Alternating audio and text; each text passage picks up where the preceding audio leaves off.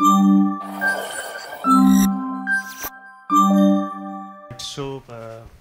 our next speaker is Darshit Patel from Decode Age. So he's going to talk about microbiome testing related to the longevity. So Darshit, stage is yours. Hello everyone, my name is Darshit, which is why I work with shit, which is microbiome. Right. So back in 2020, I was talking to my co-founders Parth and Rakesh, and we were discussing all things aging and longevity. And I mean, back then these terms were pretty much alien in the health industry of India, right? Well, now we are in 2024, just 4 years apart. We have a full-fledged longevity industry conclave. I think this passion, this energy is just amazing, and I think this is going to lead us to great things with India making a space in the global longevity landscape. But that being said, I think Decode Age, when we started, when there was not much about longevity and aging in India, we did our best, and we are still doing our best, and we put together a consumer ecosystem where we could give you products, testing like epigenetics, genetics, we have microbiome, we have blood age. So these are the kind of tests we integrated.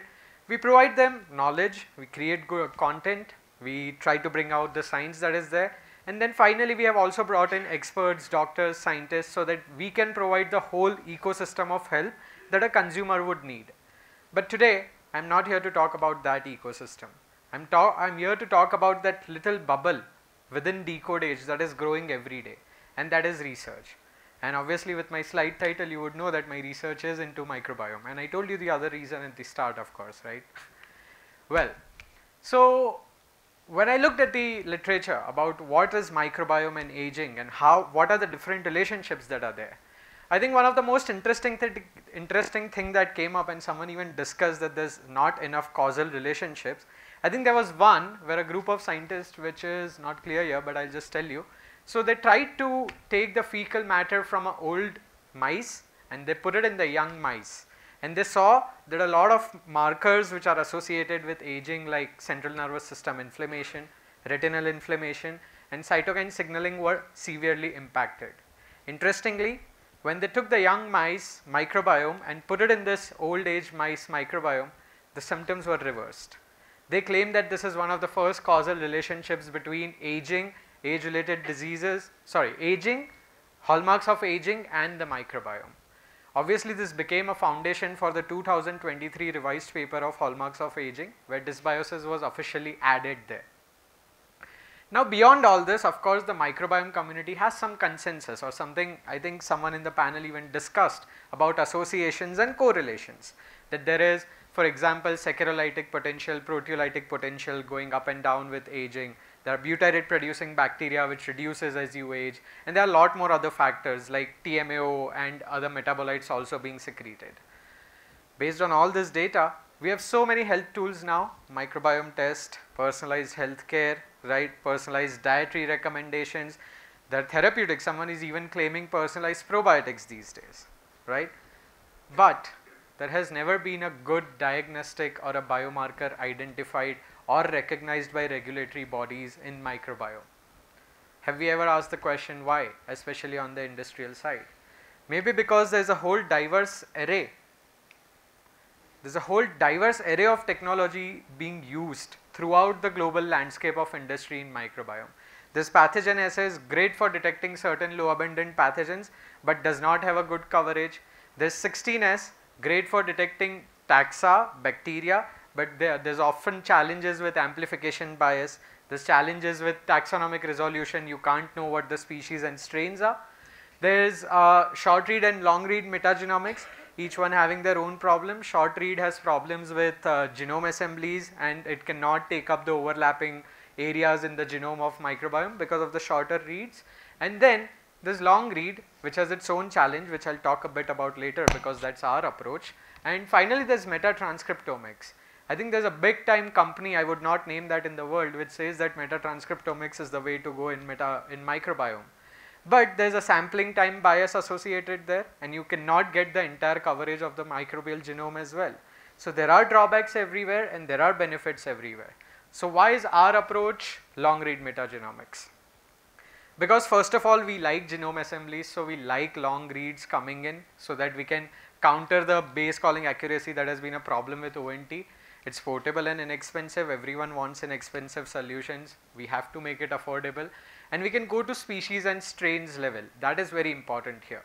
Now, on the other hand, I would not say that long read metagenomics does not have its own challenges. There are challenges of standardization because not many people are using it, be it academia or be it industry. And the two more important questions that come in here is that longer reads. Just because I am using a long read sequencing platform doesn't mean I am getting long reads consistently. And if you are not getting long reads consistently, you are gathering the problems of both short read and long read in your data. Well, it is not much helpful. So, long reads are really important. And then something Dr. Chandru said in the panel about genomics, depth, 120x depth, right? Why is that necessary? And then I think the presentation just before me also mentioned that we need to look at more and more data because those low abundance genes, low abundance species are only going to come late in your sequencing. So, how much do we actually sequence for clinical standards? That's the question we need to answer. And I think I have some data points to show you there from our own data. We took 8 samples, sequenced them up to 8 gigabase pairs or more, and then we broke them down, which is subsampled them to 0.5 gigabase pairs, 1, 2, 3, 4 and 5 gigabase pairs.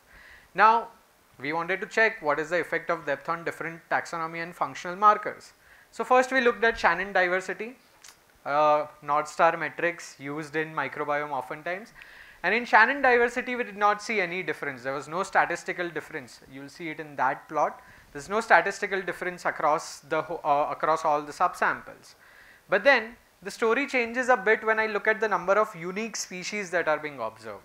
Well, here between 2 gigabase pairs to 5 gigabase pairs, there is not much statistical difference, but as soon as I come to 0.5 gigabase pairs and 1 gigabase pairs, there is a high difference. The p-value is almost 0.007 and one is even at 1.021. So, this shows that your sequencing depth is going to affect the number of taxa that you identify from your sample, right. Why this is necessary for industry, I will come to that in a while. But then we wanted to see if this trend stays alive with the functional hits as well. Well, it does. In function as well, we found the same trend that 0.5 and 1 gigabase pairs had statistically different functional profile compared to a 5 gigabase pair, 4, 3 or 2 gigabase pair sample. So, then we took the original sample from which we subsampled it, and then we looked at the beta diversity of it. Do we find we got a bit deeper? Is there more behind it? Well, yes, there was. We saw that samples with 0.5 and 1 gigabase pairs clustered way away from all the other subsamples and the original sample. This pretty much tells me one thing. Let's say from a consumer point of view, if you take a gut microbiome test with me and X person and both of us are using the same technology, but I do it at 5 gigabase pairs and they do it at 0.5 gigabase pairs, your biological interpretation is completely different. This is the problem. There is no standardization on quality and quantity of data. There is just a lot of time being there in collecting a lot of data, but then we do not know if that can be all used to consolidate our learnings throughout the world. And I think, sorry, I forgot that one bit in between because of the belt, but I will quickly reiterate that as well. Just like we saw in taxonomy, in function also within the beta diversity, we will see that samples which are sequenced at lower depth fall apart from the original sample completely. So, I think these are some of the learnings we have had. Obviously, we looked at depth here, but we have been looking at a lot of these technical metadata points and how it affects the metagenomics results. I think before we go too downstream and talk about the AMR analysis and the biomarkers and personalized diets and precision medicine, with microbiome particularly we need to solve a lot of technical challenges. Industry needs to come together, academia needs to come together to set a standard of how much data, what kind of data and how much quality should be sequenced to give the results and prediction that we want to. Because if upstream is not sorted, your downstream is always going to give you not a good quality data, and every prediction will vary. My paper will say something else, their paper will say something else. So this is a problem we need to solve on the technical side. Standardization, reproducibility, and then go after collecting large amounts of data.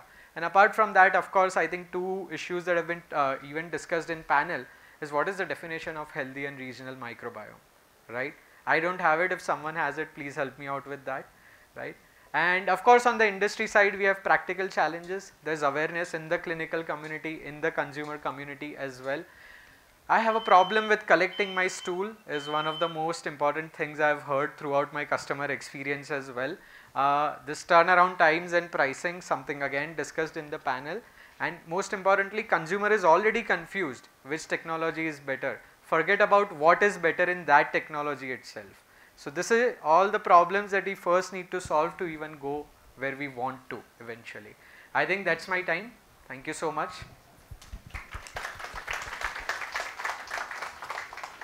All right, it's time for questions.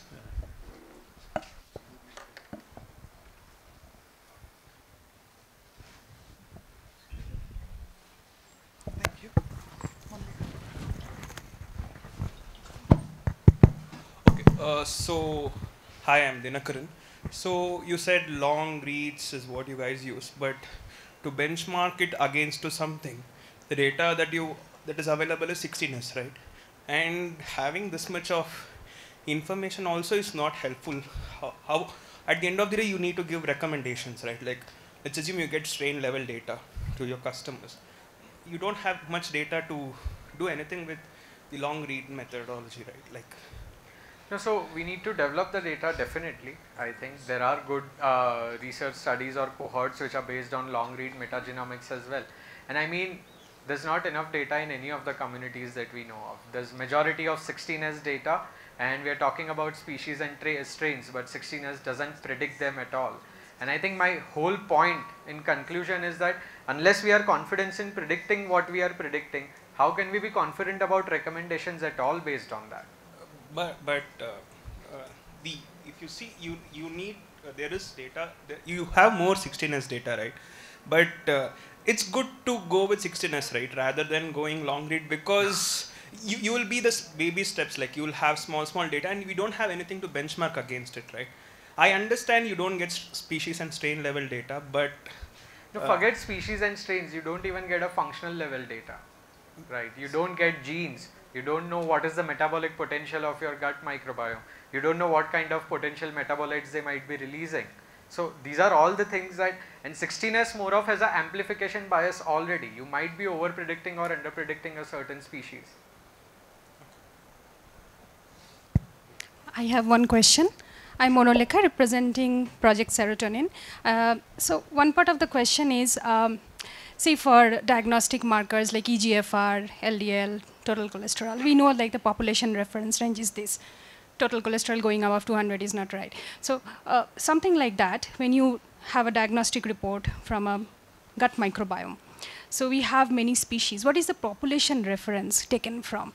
Many times we see like it's like very young population, right? Even like our gut change with our age, our habit, gender. So is it right to say like a relative abundance of these species is correct when it's taken from a 20-year-old? So the one point is like, how is the population reference calculated? We don't see that in the diagnostic landscape these days. It's just given like, like 0.5% relative abundance. I agree. It's not normalized. I agree, and I know why that could be. Because population reference is a big problem. Coming back to the two most important questions, right? First of all, a lot of data that we have in microbiome is not Indian data at all, right? And I cannot use external reference ranges for Indian population, otherwise I'll be predicting something else altogether, right? So secondly, why we need more data and why we first need to decide what is a healthy, and secondly, it cannot be a country data. You cannot have an Indian microbiome at all. You will have to have a Delhi microbiome. You will have to have Karol Bagh microbiome. You will have to have a Devesandra layout microbiome. That's what I'm talking about with regional. Until we come to that conclusion, I think any reference ranges for species would just be a very small cohort based understanding, which wouldn't be applicable in so every report has its own information. It's not like normalized. That's another question is, as a Decode Age, you are a good cusp of product and diagnostic. And as product, we see a lot of products in in probiotic range. We see lactobacillus, bifidobacteria, like flooded in the market. But the industry has shifted to also like next generation probiotics, especially like companies like Pendulum in US. They have moved to Akkermansia, Bacteroidetes, Faecalibacteria, and Akkermansia has been correlated to people who have higher Akkermansia have lower chances of type 2 diabetes. But we don't see this as an intervention in Indian market. Do you see an industry shift in terms of product? Because these are not coming from, it's difficult to make because lactobacillus and bifidobacteria comes from food chain, whereas these next generation probiotics require a lot of regulatory landscape. Do you see that kind of a change in the industry? I think it will come. I think what Mohit rightly said in the panel as well, that interest is the precipice. Then comes the evolution and development of the science. So I think interest is developing. We all know probiotics and stuff is now becoming a very regular talk.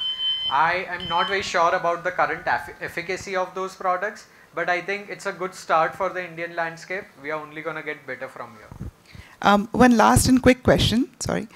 Do you see, what is the change in data that you see if you do a longitudinal sample, say over the course of a year with 1 or 2 individuals, every 2 months sampling? I think there'll be a lot of longitudinal changes. I think it will be even visible in a month. But I think tracing it back to a certain lifestyle habit, tracing it back to a certain dietary habit is more of a challenge than seeing an actual change. So the reason I ask that is our platform actually does longitudinal tracking of exactly diet, lifestyle, sleep patterns, and consumption of both micro and macronutrients. We have very specific ways of recording what is going into a person's body.